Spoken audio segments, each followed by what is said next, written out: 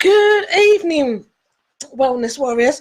I literally have just finished my dinner, grabbed a drink, and gone live. So it's all around my mouth. Good evening, Wellness Warriors. It's Sunday night. It's Empower Hour, and I am Carla Andrews. I've already got people joining. Thank you so much for coming in and joining us. Tonight we're going to talk parenting of neurodiverse children.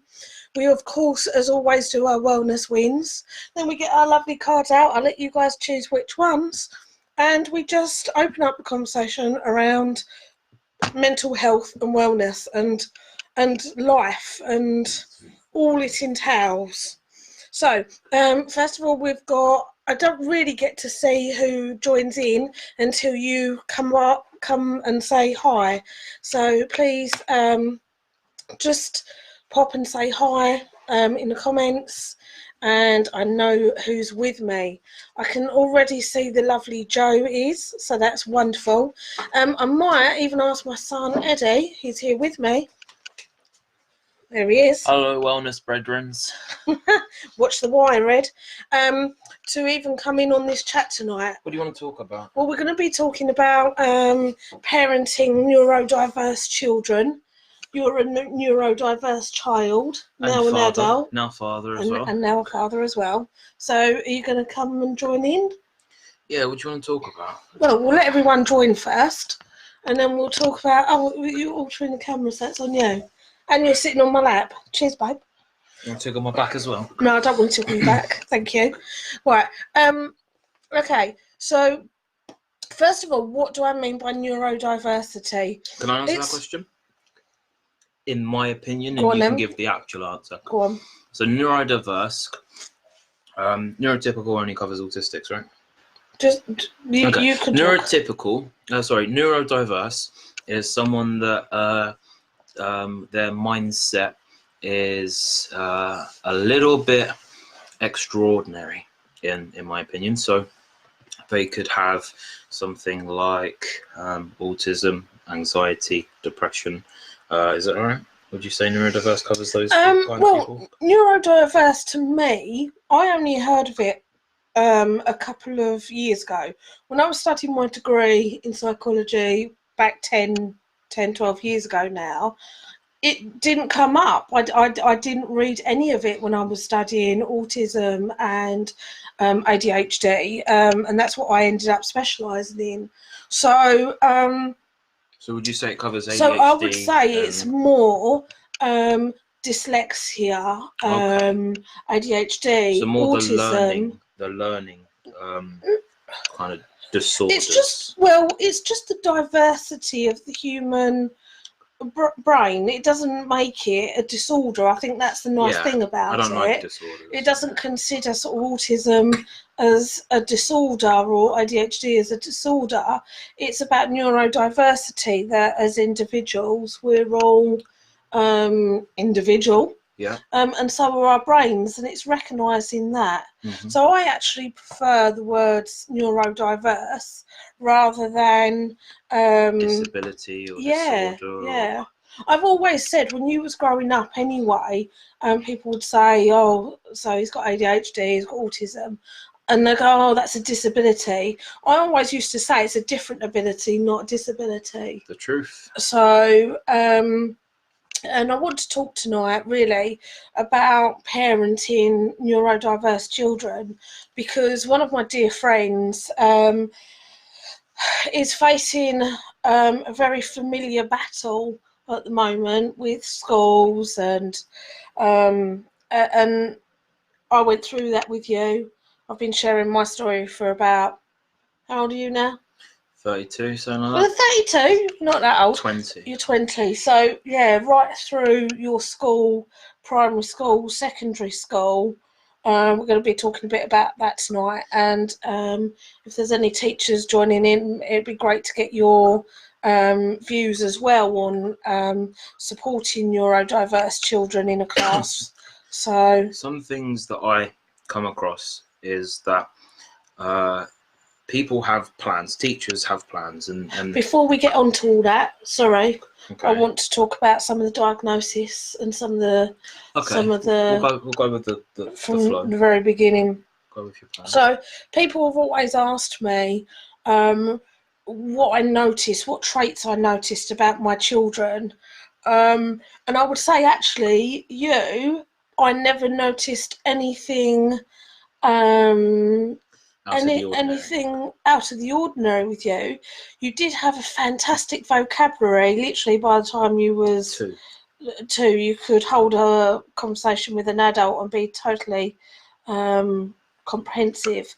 So your reading age when I was 4, my reading age was 8 and 10 years. So you were 8 and 10 months. 8 and 10 months. So you were very ahead.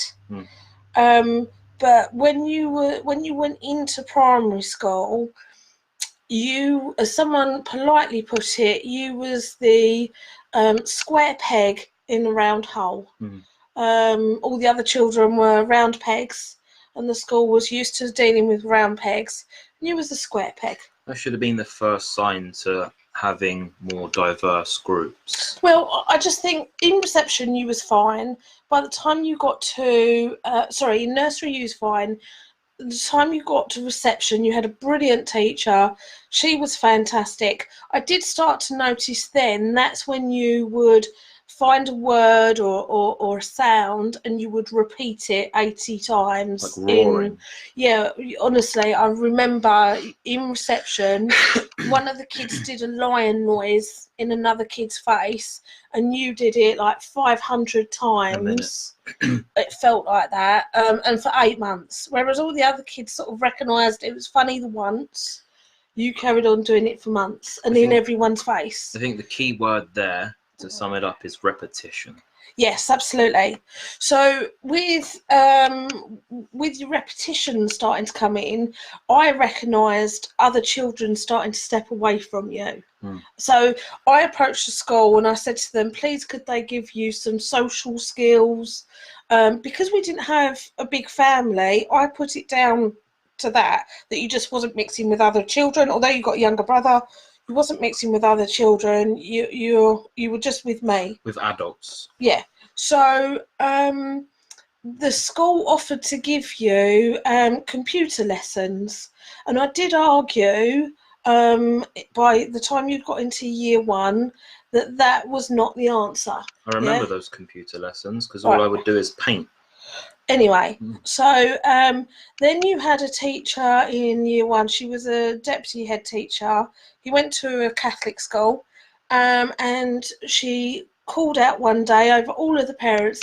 I went, Mrs. Lydiard, and I wasn't a Lydiard, and she knew I wasn't Mrs. Lydiard. And she was like, your son broke all the leads on the pencils today when the children were trying to colour. And I was like, oh, okay, I'm really sorry. Like, oops, like, ooh. And then she went on. So this was the October. You had just turned year 1. So you just turned 5 in the July. And in the October, because it's just before we broke up in the October, she said you was the type of boy who would grow up, steal cars and be in prison. That is what a deputy head teacher of a primary school said to me. Basing that on the fact I was breaking leads in pencils. You broke the leads in pencils, yeah. So I was quite devastated as a mum. Like, that was, and angry with her. So I removed you and your brother out of that school. As quick as possible. Absolutely. To another school called Ingraborn that had vending machines, which was an upgrade.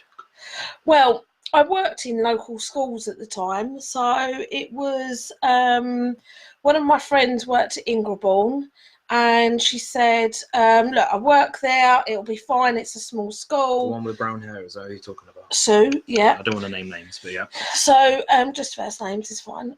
So then we went to that school, and again you had a newly qualified teacher, and she was lovely. I forget her name, she was really young. And Miss she Morgan. was Sarah just, Morgan. she was fabulous with you. Sorry, not for only first names. Then and your brother went there as well. Now, your brother, when he started to go to school, his problem was separation. Yeah. So he would he would always want to go to the toilet at the time of leaving for school in the mornings, because he that was his internal timings, and I think brought on by the anxiety. And I would literally have to carry him, one leg in one hand and one arm in the other, and take him into school to leave him. Yeah. So he really had bad separation anxiety, but when I left, within 5 minutes he was fine. But he never liked, from birth, he never liked women, which, a woman's voice, he would absolutely cry his heart out if there was women in the room. If a man would come in the room, he'd be all over him, and he just like, I think it's the sound, from what I've heard since and found out since, it's the depth of a man's voice can be quite soothing. I had more concerns about my younger son than I did Ed. And also my younger son had an obsession with bottoms and shiny things. So anything that was shiny from around the house would disappear. And he used to have to put his name on a crocodile every time he went into class. And he always put it on the crocodile's bottom. So, but he did find a teaching assistant that he really bonded with, and luckily she went up with him for the couple of years he was at that school. He also made a friend though around that point called Bowen. Yeah. And at that point, Elijah really, I wouldn't say really came out of his shell, but he started to socialise more at that point. Yeah. He liked having just one good friend, didn't he? You was a social butterfly. Yeah, I'd go around with everyone. Yeah, but they wouldn't really accept you into the groups. The girls did, didn't they? You had a lot of girls. Loved me. I'd sing "You're Beautiful" by James Blunt, and I'd be followed around the school field. Yeah, but the boys, you didn't ever get. I didn't get on with boys, and that went all the way up to college. And later on in life, I felt like that it was because of boys are very much have a force filled up, and it's like a front. And I wasn't really into. I like football, but not really a fan of watching it. And at that age, they're all. You just had more in common with girls. You like running around and screaming, didn't you? Yeah, they were more open. So then, so during primary school, that primary school closed, and then you got moved into another primary school, one that I worked in, funny enough. But I had just left to go and do my degree. And it wasn't a good move for either of you. Oh, it was a horrible school. Well, we won't go too much into that because, but let's just say you really didn't fit in there. Possibly. You didn't fit in there. I felt that they picked on him. Bullied. Really badly. I mean, they blamed my younger son for something once, and he wasn't even in school that day. That's how bad it was. So, and because I was a parent that would try and cooperate with the school, and really did doubt myself at the time of my knowledge, and was made to feel down here, and the teachers knew everything, and I was at the very start of doing my degree, and it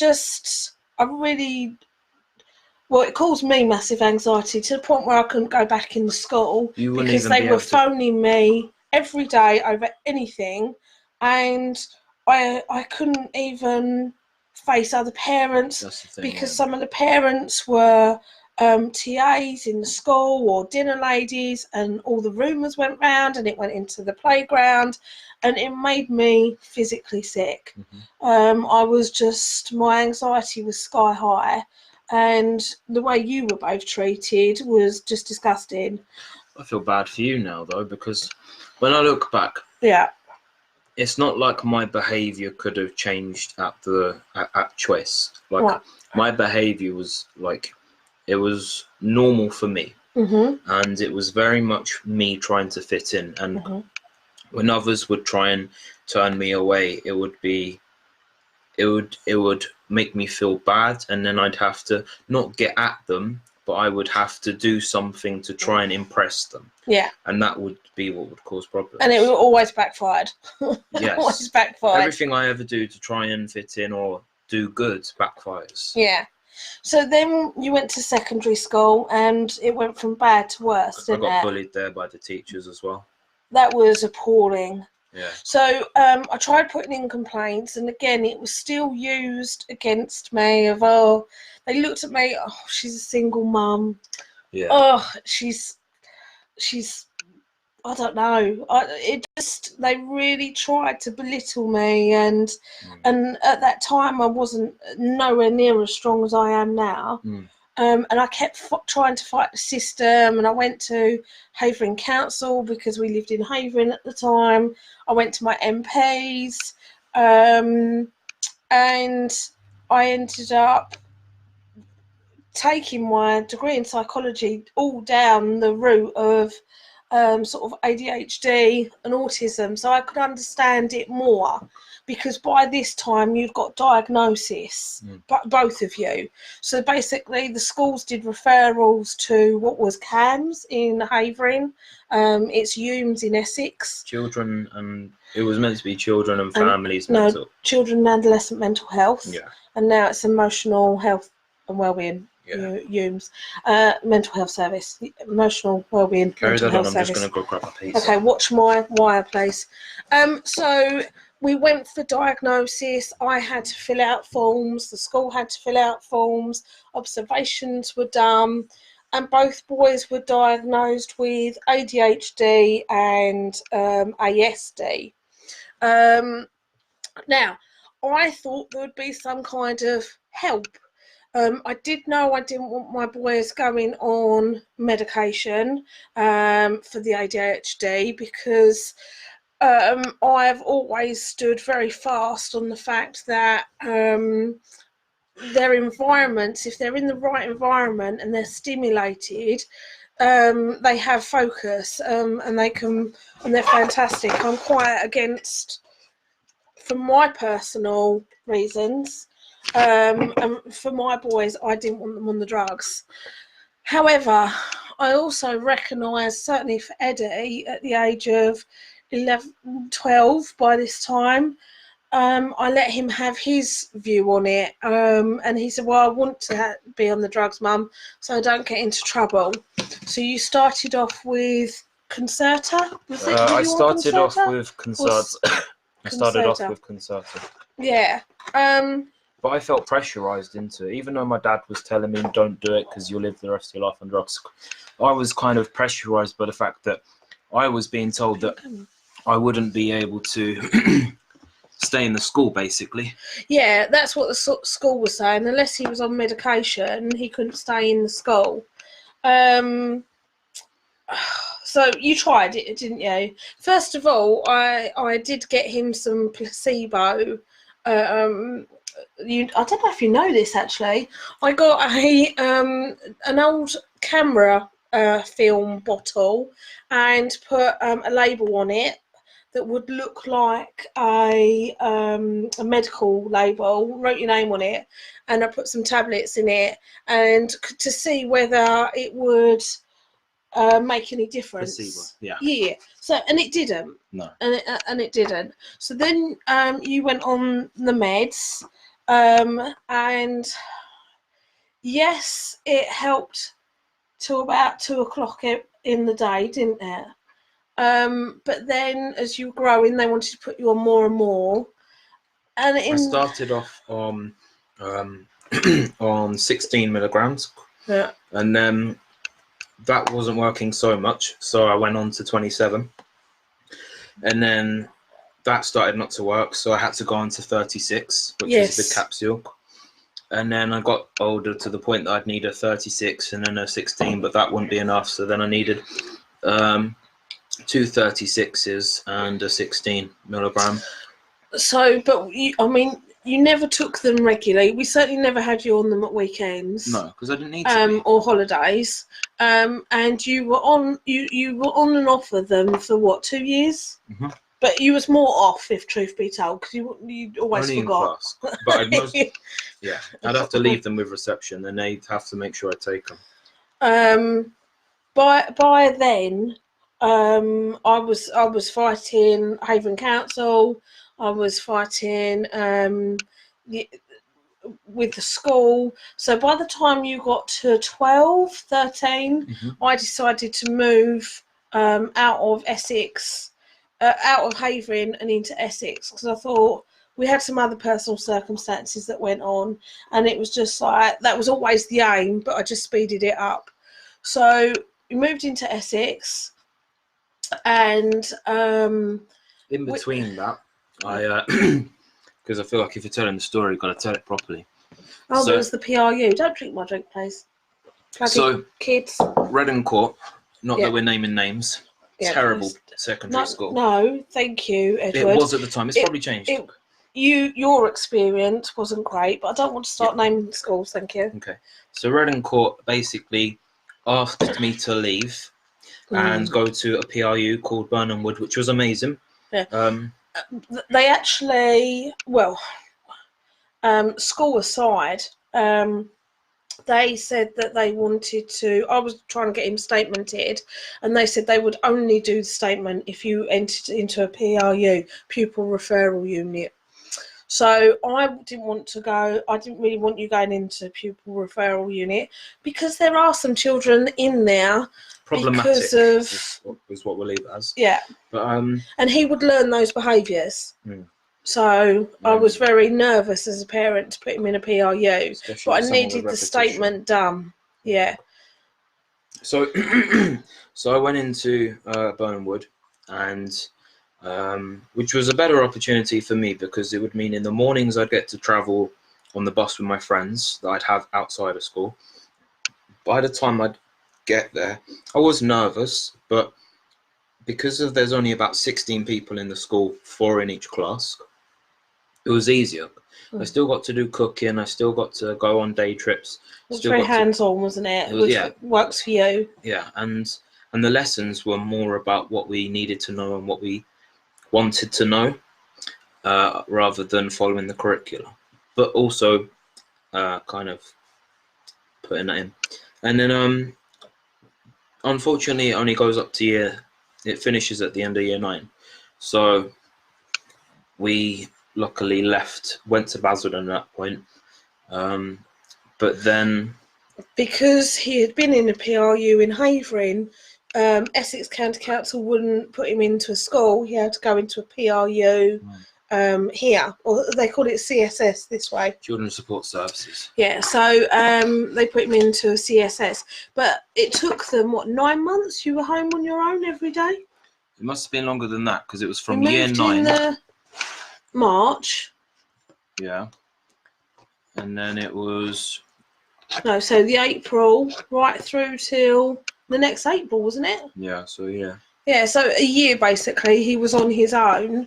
Because I had to work full time. I have a mortgage. As a mum, I have a mortgage. I've never got child maintenance since I've been about 8. So I've never had a luxury to say, oh, you know what, I can drop my hours, I can do this. I've got no family support system to say, oh, yeah, I'll help with childcare. So it was, I had to be at work. So I had to leave my 13-year-old son at home every single day. My younger brother got into a school like that. Quickly. Into Mayflower, and they were excellent. Yeah. This is where I will name the school, because they were brilliant. And CSS in Essex were brilliant, and they ended up getting you into Mayflower as well, didn't they? Yeah, well, because they loved me and they recognised that I wasn't a bad person. I just had bad experiences and always tried to do my best, which in some people's eyes that have only dealt with one class of brains, they wasn't used to my kind of diversity. What I always heard as a mum was, but we've got other autistic children and they don't behave his way. Hey, I've got 2 autistic sons, and believe me, both of them are absolute chalk and cheese to one another. So my younger son is very quiet, very anxious, chooses carefully who he knows, and you're like a bull in a china shop, aren't you? And he says absolutely everything he thinks, and worse. Yeah. So Has dropped you in it a few times. a few times. Christ almighty. Yes. So I mean, as well as, do you want to tell them about your tics that come on as well? Can you remember when they first started? Roughly. So I don't know if anyone's ever heard of Tourette's, but just like autism, just because I have Tourette's doesn't mean I shout out swear words. It doesn't mean I go around flapping my arms about, yelling shh. And but my tics, I still have motor tics and I still have verbal tics, but my motor tics could be, and I've been doing it through the live stream because I watch myself, but like I'll like that, or I'll stretch my jaw, and it's involuntary. It's like breathing. You can't stop it, and the longer you try not to breathe, the more the urge builds. It also follows with patterns. So I'd be in a cinema, age 10, 11, and I'd start doing this, but it would be in a pattern. It wouldn't be up and down. It would be in 4s, and it'd be sides, and then I'd be doing it in my mouth with my teeth, and I still do it to this age. And it'd be a problem for me, but it wasn't as much as a problem as my verbal tics, which doesn't mean it gets me into trouble because I swear, but when I'm trying to talk and I'm stressed, I'll be going or and every time I cough or every time I sneeze, it happens. When I'm stressed out with family stuff or at work, I'll be doing it. And then when I come home from work and I've had a long shift or I've had a trouble shift and there's more stuff going on at home, I'll be trying to talk and I can't even breathe because of they're going off in a way that interrupts my breathing. So like now, because I've been talking so much, when they go off, and sometimes you can't hear them because it's under my breath, but it causes me to go lightheaded.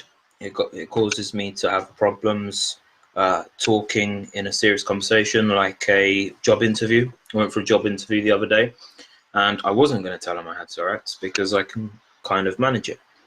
But she kept asking me if I was going to sneeze because I'd keep twitching. And so I had to disclose that.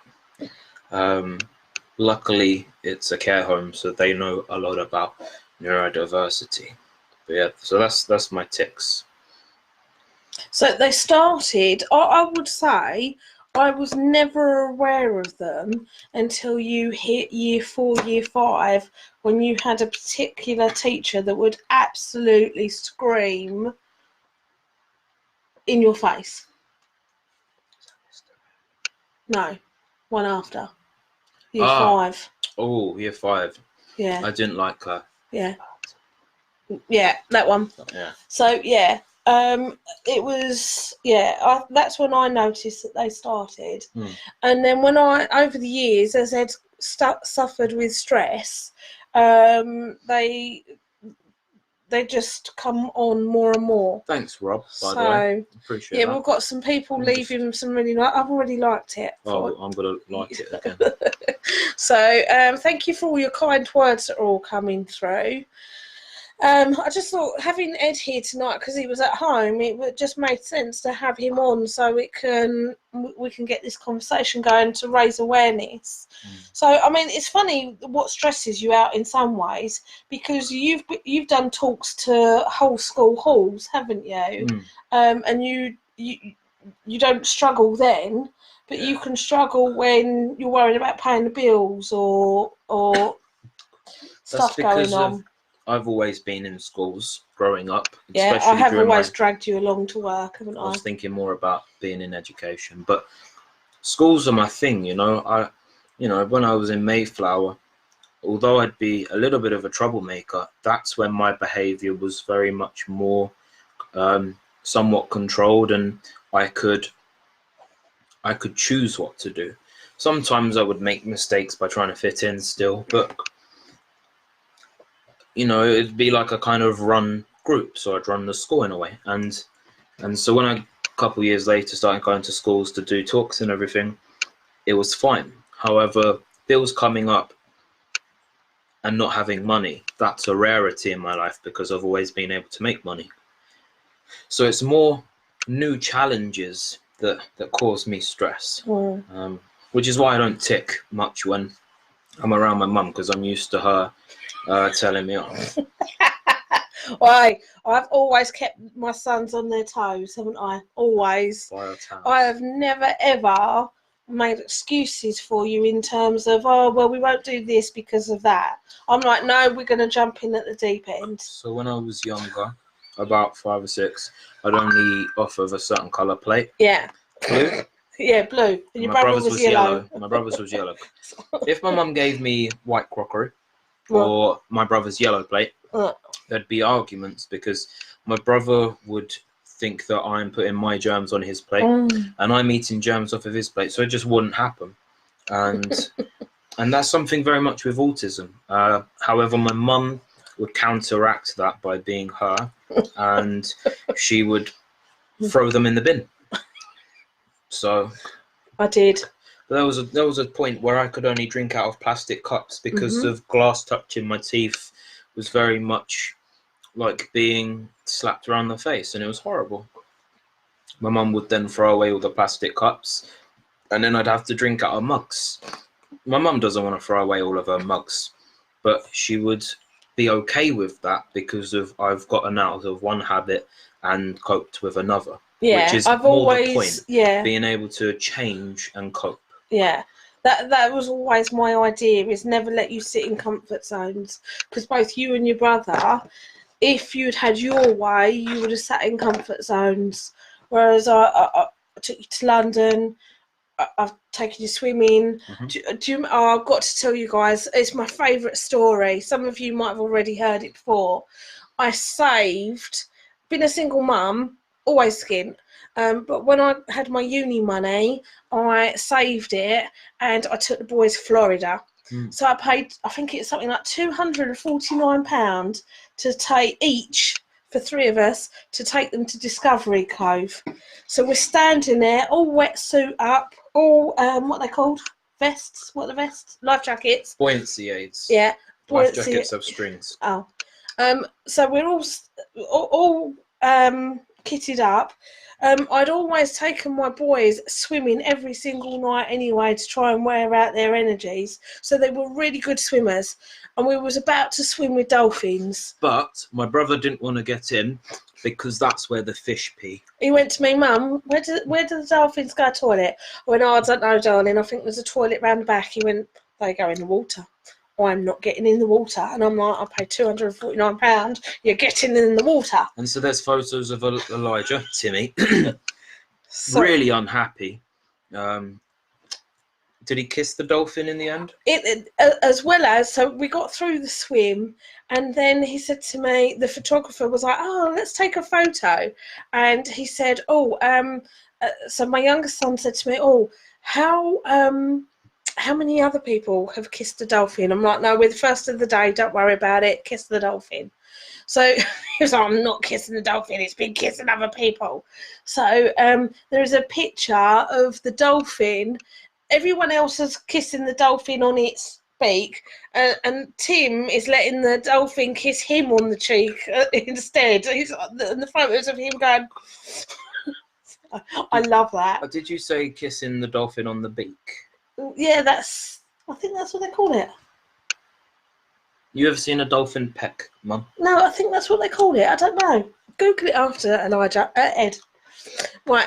So, so comfort zones. I've always tried hard to keep them on their toes. I think that was the point of the story. And Rob's winding you up because he said about you playing table tennis And now he's saying that he I can see. play bass better than you. He can play bass better than anyone I know. Mm. So. Yeah. So then what else? So that was Discovery Cove. My favourite part was going there. You could have unlimited anything from the huts, unlimited biscuits, unlimited root beer. Me and my brother would walk around and we'd be picking up handfuls of cookies. Only cookies. You could get drinks, you could get anything. Cookies, that's all we wanted. And then we'd go and drop them off by my mum's tower, go to another hut and get some more. Yeah, it was paradise for you, wasn't it? Discovery Cove. So anyway, yeah, my boys are very, very different from one another. And I just want to tell you that that's our experience with them and their sort of neurodiversity. If you guys have got any questions around it, feel free to ask away. But in the meantime, I want to jump ahead into our wellness wins. So every week we talk about our wellness wins and what 3 things have happened this week for you. So please have a share. Tell us your wellness wins. Whilst all of you are typing, because I hope all of you do, I got a new job this week. Yay! I'd be back and forth with the guys running it for a while, and yeah, Wednesday was my last interview. And yeah, I got the job at a care home, which I really wanted, working with the elderly, which is amazing. So yeah, that's one of them. How many are we doing? 3. 3. Find me 2 more, Ed. So it is my daughter's birthday, Tuesday, the 12th of November. You might be thinking, is it? Yeah, it's Tuesday. You might be thinking, but that's on Tuesday. How's that a win? Well, not having a job for the past month and a half, 2 months, I haven't had any money come in. And with Universal Credit, because I had just a little bit of money come in, they got rid of all of that. So I didn't get any money. And I was really worried about not getting her any presents because it's her first birthday. So, and I managed, from helping my mum build her conservatory, not all of it, but helping out with the footings and the extension. I got some money and bought my daughter some presents. So that's 2, Ed. 2. Give us one more. Think of one more. I'd have to say this delicious slice of pizza because I'm very grateful for having food. Okay, that's your 3. Okay, my 3. Right, number 1. Going out with my younger son today. We had a nice day, just pottering around, doing nice chores. But it was nice spending that time with him. Number 2 was a meeting in the week with National Lottery, Essex County Council, and Basildon Council, who it looks like we're going to be supported for the next 3 years. Hopefully, if all of that goes to plan, but we've got a good plan in place, so it means that motivated minds will get on and do well. And number 3, we've got a new home. We're about to sign contracts after Christmas, and it's going to the Happy Hub. It's going to be on the ground floor of Eastgate. Can't tell you exactly where yet, but let's just say it's bigger, it's better, it's going to rock. So, yeah, if anyone, right by Asda. If anyone can help us in the mammoth task that it will be in transforming a shop, yeah, we really appreciate it. So I'm going. First of all, thank you for. Did sound for a gig. Awesome. Thank you for your congratulations, Claire. I don't know how you managed to get it all in red, but that's pretty awesome. It does that for you, right? Okay. So Rob's wellness win was he did the sound for a gig, so that's fantastic. He got work Friday as a sound man, fabulous. Ria has had liver biopsy. that was scared of having, but it went well. That's fantastic, Ria. We went to a family party last night and I danced 6 songs, which killed me, but I enjoyed it. That's fabulous, Ria. And my eldest daughter survived the night without going into a tick attack. That's amazing, Ria. Well done. What fabulous wins. Cheryl has just said, spending time with my kids this weekend, and we have to be so grateful. They grow up so bloody quick. Mine's already and one. they drive you up the wall. But those moments that we do get to spend with them are absolutely fabulous. Thank you, everyone, for Ed and his congratulations. Cheryl's also said number 2 is finally feeling better from an illness. God, that's good. And number 3, being grateful for new friends. Wonderful. The lovely Catherine's with us. She's been to ice hockey yesterday. Never been before. Kids loved it. Was that at Romford or Chelmsford, Catherine? Watched both kids playing football on the same team today. Excellent teamwork. Fabulous. I bet they don't do that teamwork all the time at home. And my parents visiting and doing a successful early Christmas dinner. Today is a dry run. That's awesome. Fabulous. The lovely Amy has shared with us, started CBT this week, which should help me. It really should, Amy. Went to a spa day with my mum yesterday. Oh, gotta love a spa. Do love a spa. Number 3, finally found out about my shoulder problems. Good. Once we find out about problems, then hopefully we can get them sorted. Rob's asked, can we get a shower in the new hub? I think that would mean running water. It would depend. I don't know yet at the Outback scenario what the new unit has in store for us, but we can certainly look at it, Rob. Amy. No. Okay. Eddie. Amy. Carla, with the move, I've advised our work placement officers at Life Skills to contact you for our construction learners. Oh, Amy, that would be amazing. Because at the moment, this shop has got all typical retail units all around the wall in. And we've got to take that down. And the walls might look absolutely awful. And we can only do so much, so I'm thinking maybe even just collecting pallets and stripping the wood or doing something and sticking it to the wall, or I don't know, I haven't got a clue. It'll come to me though with the help with all of you lot supporting us. So lovely Catherine went to Chelmsford ice hockey. I haven't seen their new rink. It's all a new rink, isn't it, Catherine? So yeah, so some fabulous wellbeing wins there, guys. Thank you so much for sharing them with us. And if any more come up, we will share them in. Right, okay, I've been shopping, guys. Now, a lot of you know that I love using Winnie the Pooh characters for explaining some of our lovely traits. So Pooh is a bit of obsessive compulsive disorder, and Tigger. Even ADD maybe. Tigger, old ADHD. Eeyore, very typical depression. And Piglet, anxiety. Hold on, there's more. So Owl has dyslexia. Yeah, I'm going to turn that so I can stop. Maybe that, right? Yeah. Your lap is very uncomfortable. Who else have we got? Kanga. Kanga has general anxiety disorder over the baby. Who else have we got? Christopher Robinson. Obviously, he's a schizophrenic.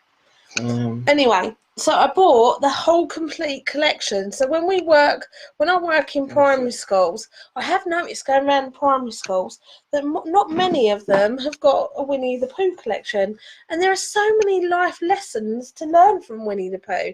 Yeah. So I've bought Motivated Minds a Winnie the Pooh resource set, and I was reading one earlier about it was Eeyore's birthday, and he was very down in the dumps. And basically, all of the friends went to visit him with their gifts. It made me giggle because Pooh he wanted to give him a jar of honey, but by the time he got there, the jar was empty. So he decided he would give him a really useful jar. and poor Piglet wanted to give him a balloon but fell over and burst it. But Eeyore was absolutely thrilled to get a really useful jar and have the String. have put the balloon in it.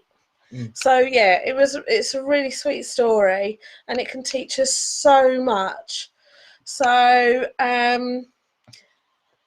yeah, so if anyone wants to come in and read those stories, I was almost tempted to read one tonight, but time's gone too quick. But maybe we'll put some of the stories up online or something, or at least reference. Is that not plagiarism? Well, we'll do something around something, just some of the quotes, and then reference it. So, yes. Right, cards, guys. I know Louise will kill me if I don't get the cards out soon. Where's Ed, the cards? they're behind you. Move, please, son. Has anyone ever seen my mum's tattoo before, by the way? I don't know if you can see what that is, but it is... What are you You're doing? so awkward. It's Wonder Woman. Anyway, saying that, another wellness win for us was Monday night. We did a community festive event in Billericay, and our lovely volunteer Donna arranged it all, and she raised over £500, Which is a lot of money. which is an awful lot of money. So we've done really, really well this week. Right, okay, so I have affirmators, I have empowering questions, I have the kiddie ones, why not? And I have the stress less. Okay, so what one should I open hold on, first? no, wait a minute. Okay. Last week we did the stress less, and one of the tasks it said was to write a love letter to yourself, and I was like, wow, it's something I've never done. And I did that, and I posted it in Team Motivated, our private group. And it was very reflective to be able to write your own love letter. I've never received a love letter before. So I loved I'm it. pretty sure I've given you one, like a Valentine's Day card before. No. About how lovely you are. No, darling, you don't even get me Mother's Day cards, because you always go on about the commercialism. There's no point. They've made up a holiday just so they can make more money. It's pointless. I could just say Happy Mother's Day in person.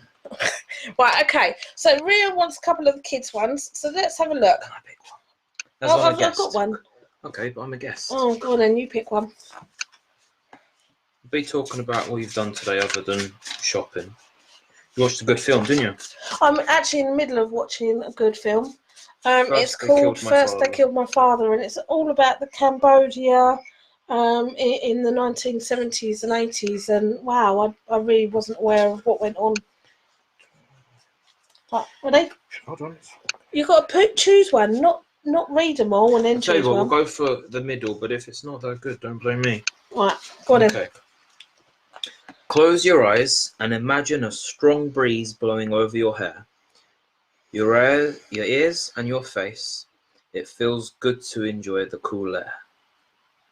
So just close your eyes and imagine a cool breeze blowing all over your face, and it takes away all of your negativity.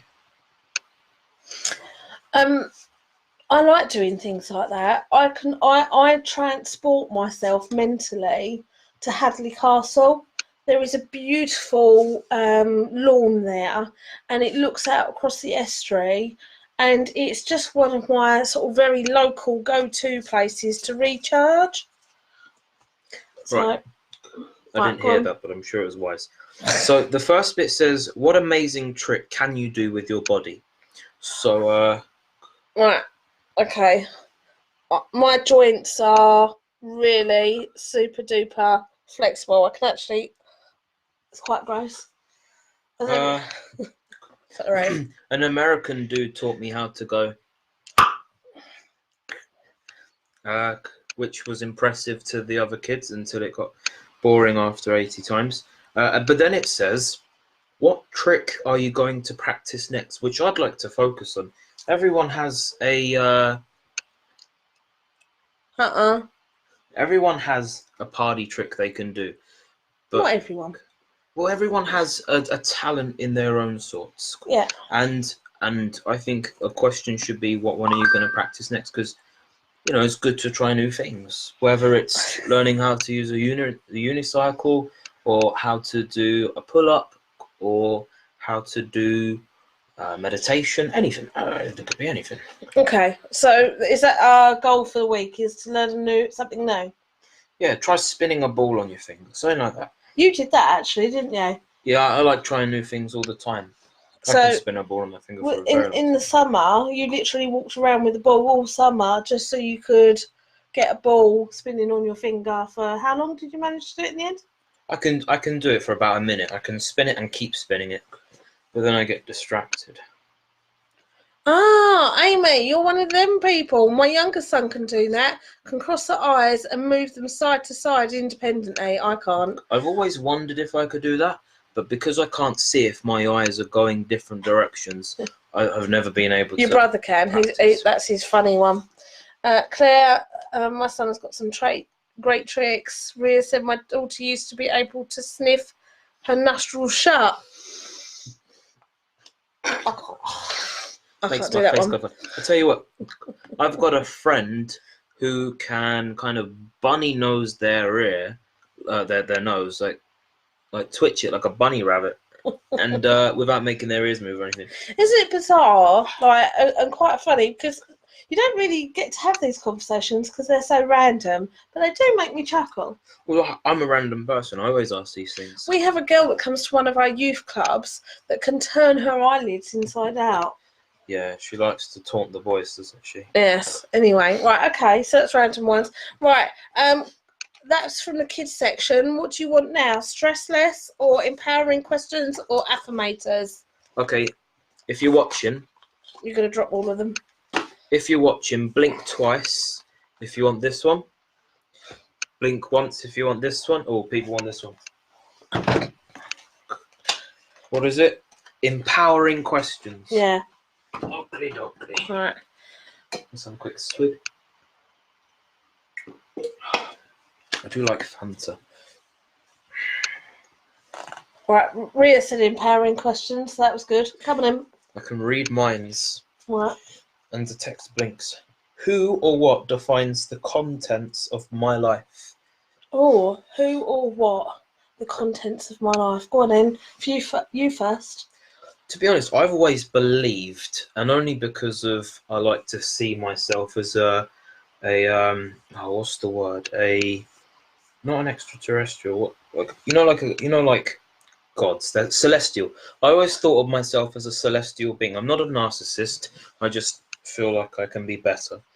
I feel like sometimes there are energies, or like there's something about that kind of boosts me, whether that's gives me So intuitive to Earth's vibes, rather than being narcissistic and sort of thinking yourself as God. I wouldn't say God, more the devil, if anything. You would say that you're maybe intuitive to. Yeah, like there'll be times where it's snowing and then I feel like I can stop it, but not necessarily that's the point I'm talking about. I'm more talking about the energies that I feel like kind of direct me. Like a current in the water can direct a fish. Interesting. I used to. Well, admitted I was only about 7 or 8, but I used to dream that I was I could control the weather, so I could make it rain. Like Storm from X-Men. Yeah, Shout that would out be to pretty Hal cool, Berry. wouldn't it? That would be pretty cool. Anyway, it's quite random. Thank you, Louise. And thank you, Catherine. So anyway, where was we? Let's get back the to weather. No. Let's take away the godly. What contents? Oh yeah. Control So okay. The adds content to my life is definitely Motivated Minds, but Motivated Minds started off from you and your brother and my experience of mental health. So yeah, don't doubt yourself. Don't put yourself down. Right. Most of it was from people doubting you. You would have a lot of people say, "Well, what do you know?" Yes. About mental health. Yeah. So then my mum would. That. No, I'm joking. So my mum would go and get a degree in psychology. I'm surprised she hasn't got a bachelor yet. No, I have got a bachelor's. Oh, well, there you go.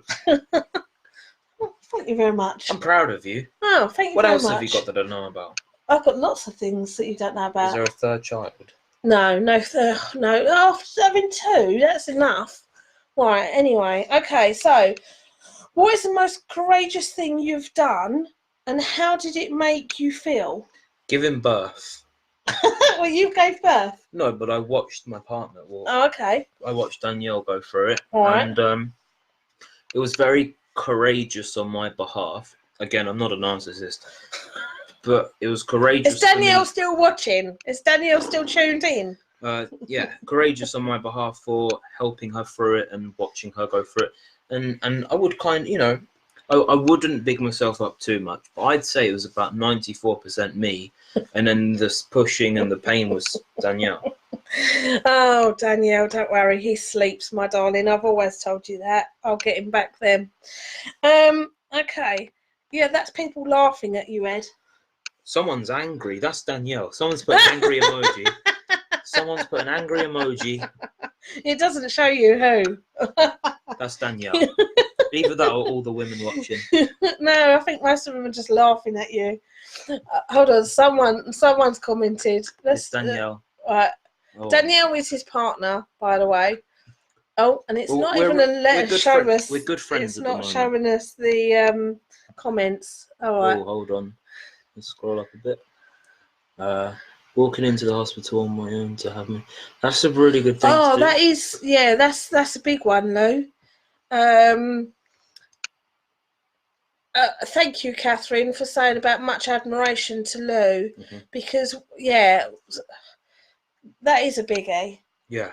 So, courageous thing I've ever done was definitely doing my degree because I thought I was stupid. So, Catherine, what about anyone else got anything that they would like to share about their courage? Ed, you have made my week feel so much better after a bad one. Ed's just whispered, who is Claire? Claire is Claire. Claire is Claire Carter. I've never met. I don't know if I've met you before because I'm bad with names, but to make your week is really good. I've got one for you, Ed, actually. How have you become you? Do you want the autistic answer or the philosophical answer? Go on in. Which one? Oh, well, it was comedy gold. Okay. Autistic answer. Yeah. How have I become me? Yeah. Through my mum's, what's the polite, intercourse with my father and the strenuous task of her bringing me up. The philosophical answer, by navigating myself through the hatred in the world to become a better person and be a shepherd to those that need me to be. A shepherd to evil. That's what I like to do. Amy, well done. Just shared with us that took Claire. your leaving your ex. Absolutely. I think that there's a lot of people on here that will know and appreciate just how tough that is. So it's been lovely to see how much courage we've got going on tonight. Well, this is the Motivated Minds in Power Hour. There's so much courage. Yeah. Because it's better to read it out. So I did that years ago. So this is lovely Lou. She met her husband, who is wonderful, and he adores me and treats Lou well. So that's fabulous. Men should and treat he is women lovely. right anyway. Absolutely. Yeah. Right. As much as in return, obviously. Do you want to find one for more? For more? Oh, yeah. What, from this pile? Yeah. I'm going to shuffle them because dealer's choice.